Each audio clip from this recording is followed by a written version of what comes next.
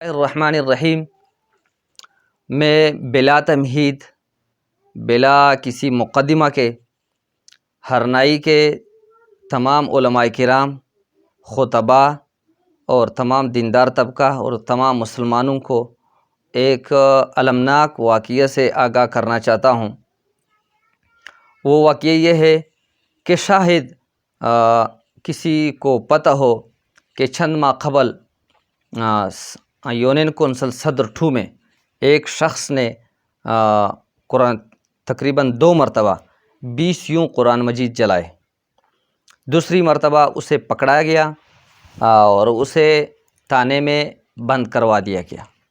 تمام علماء کرام نے بہت کوششیں کی، بارہا اجلاسات طلب کیے، ایس پی کے ساتھ انہوں نے میٹنگیں کی۔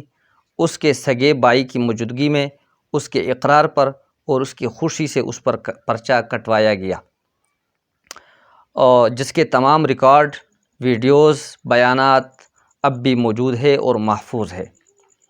اور اس شخص پر سیشن کورٹ کے عدالت میں اٹارنی جنرل جناب منور ترین صاحب کے وکالت میں اس پر مقدمہ چلایا گیا۔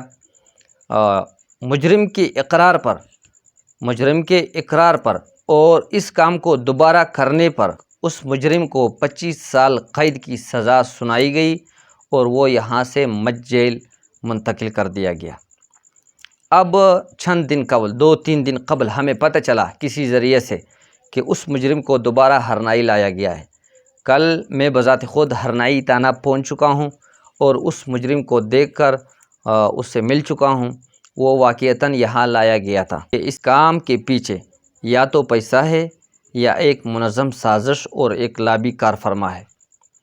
میری تمام علماء کرام سے، خصوصاً جمعیت علماء اسلام کے ذمہ داران سے گزارش ہے کہ اس معاملے کو سرے سے لیں اور اس معاملے کو نمٹانے کے لیے فوری طور پر اجلاس طلب کریں۔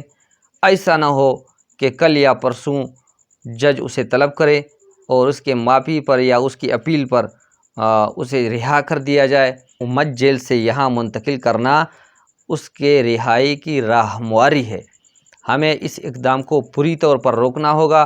اگر ہم سویڈن کے خلاف، جس میں ایک قرآن مجید کی بے حرمتی کی گئی تھی، روڈوں پر نکل سکتے ہیں، مردہ زندہ آباد مرد آباد کے نعرے لگا سکتے ہیں، ان کے جھنڈوں کو نظر آتش کر سکتے ہیں، جلسے جلوس کر سکتے ہیں، تو ہمارے اپنے اسلامی جمہوریہ پاکستان میں 20 یوں قرآن مجید نظر آتش کر دیے جاتے ہیں ہمارے سامنے۔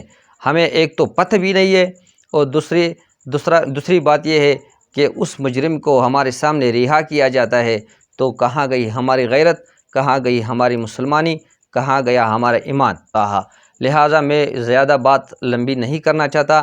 علماء کرام سے دوبارہ گزارش کرنا چاہتا ہوں اور جمعیت علماء اسلام کے اکابرین سے دوبارہ گزارش کرتا ہوں کہ پوری طور پر اجلاس طلب کرے جس میں تمام علاقائی علماء کرام موجود ہوں اور پھر اس معاملے پر ایک مضبوط قدم اور ایک مضبوط لائحہ عمل طے کر کے اس پر پوری طور پر قدم اٹھایا جائے اور S P, D S P, S H O اور تمام ذمہ داران سے ملاقاتیں کی جائیں اور اس معاملے کو پوری طور پر روک لیں۔